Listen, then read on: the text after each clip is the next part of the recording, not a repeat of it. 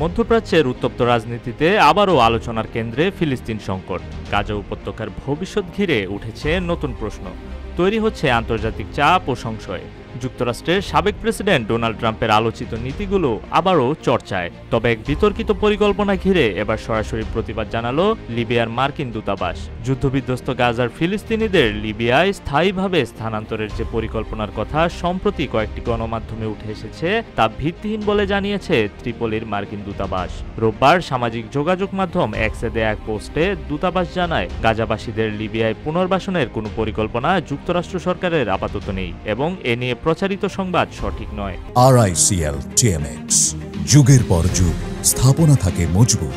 এর আগে শুক্রবার NBC নিউজ একটি প্রতিবেদন প্রকাশ করে, যেখানে দাবি করা হয় ডোনাল্ড ট্রাম্প প্রশাসন গাজার প্রায় 10 লাখ ফিলিস্তিনিকে স্থায়ীভাবে লিবিয়ায় স্থানান্তরের একটি পরিকল্পনা নিয়ে কাজ করছে।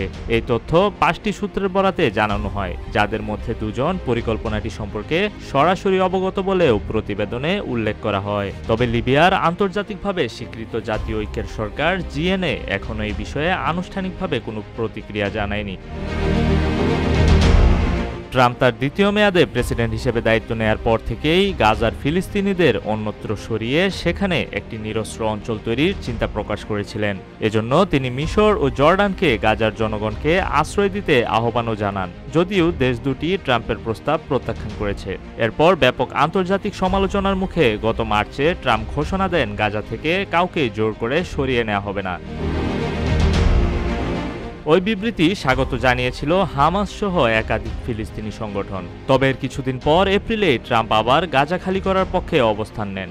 গাজা নিয়ে ট্রাম্পের অবস্থান যেন দোদুল্যমান, একবার উচ্ছেদে আগ্রহ, আবার প্রতিবাদে পিছু হটা। এ ঘটনায় প্রশ্ন উঠেছে, আদৌ কি কোনো গোপন পরিকল্পনা চলছে যার অগ্রভাগে আছে যুক্তরাষ্ট্র?